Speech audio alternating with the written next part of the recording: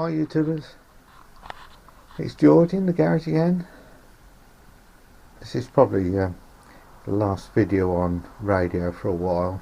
Be back to my normal videos and just show you this. This is a Meshtastic Node, an 868 portable node. Solar panel on the front. Take the cover off. Look inside. This is the aerial here. You've got Haltech V3. You've got environmental circuit board there, which gives barometric pressure, temperature, humidity, dew point, etc, etc. You've got a GPS board here with the aerial, which gives location, things like that. We've got a filter circuit board here made with some capacitors to smooth out any ripples in the supply. The aerial from the Haltech V3, the RF from the Haltech V3 feeds into an amplifier, receive amplifier, which is down there underneath this lot, and the output from there goes to the aerial. Below that is a battery, and it's like a phone battery on the next layer down, and as well as that battery, it has a proper battery management system here, which is there's a USB feeding into it. Under that, on this end of the board, is a regulated power supply charging circuit, which goes directly to the battery as well as the battery management system, and that power unit comes out here. So in there you can feed, it's DC, you can feed anything from 9 to 35 volts in there, and that will control down to 5 volt to charge the batteries and everything, that battery. Now sitting here is a power bank with a switching regulator circuit here, which I made, so that the solar panel that comes from the case, which is obviously there, that feeds into this splitter board, which feeds this power bank. So the solar panel charges the power bank, which has got its own charging and regulator circuitry in. That then feeds the main board here from the power bank, but also charges the battery underneath, this phone battery. So it's like a double, it's probably easier to explain it in a pen and paper how it all works. So it can be, so going back to how it's powered, solar panel charges the power bank outputs to the main board, which has also got a battery on with a battery management system for that battery. This can be then, this end can be charged by, and all of this can be charged by 9 to 30, anything from 9 to 35 volt DC in there. It also can be charged by a USB there. It can also be charged by a separate USB plug, which is just sitting in here. This is mainly for servicing, and in here can be another way of charging the main battery through the module USB, but also that's left open because if it's needed to have the firmware updated, it can be plugged in there and it doesn't interfere with the operation of all this circuitry. The box is waterproof. The first battery under there the like phone battery, which is a flat thing it lied in there, that will actually run it for 12 hours. The secondary battery possibly 2 or 3 days without the solar. I've not been able to do a full test on it with the solar. The solar is just an additional way of charging or putting power back into it. The main purpose is it would be powered for 2 days or a day and a half or whatever. It's reliant on itself, but to be perfectly honest, this would have another power source going into it all the time.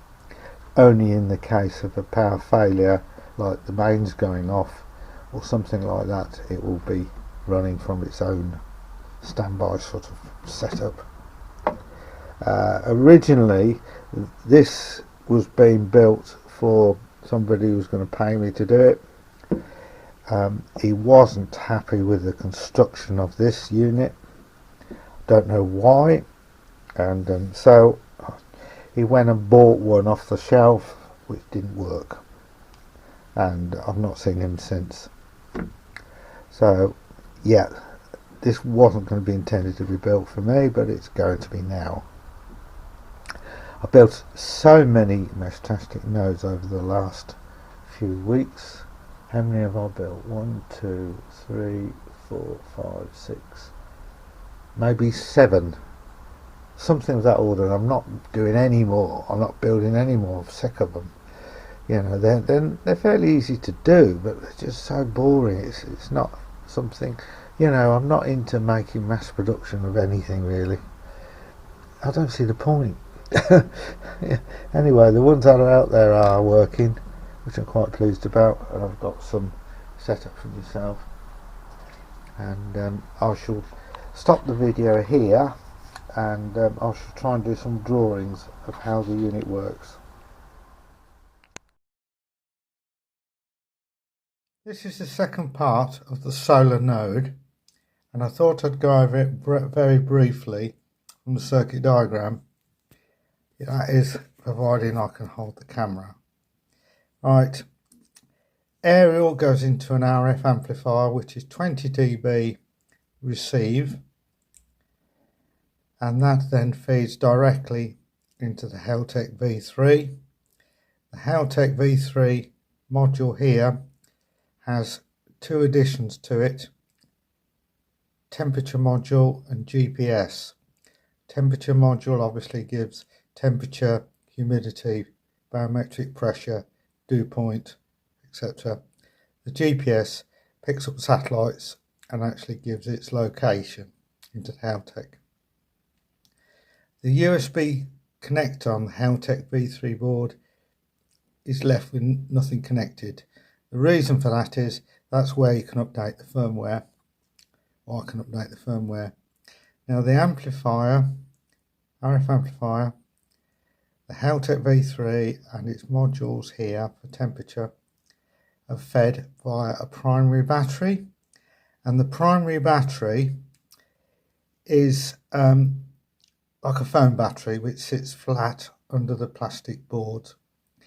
That has its own battery manager circuit here, and also there's a voltage regulator which feeds the battery management circuit, which allows for 9 to 35 volts DC being input into the node, and that converts it to 3.7 etc. for the battery.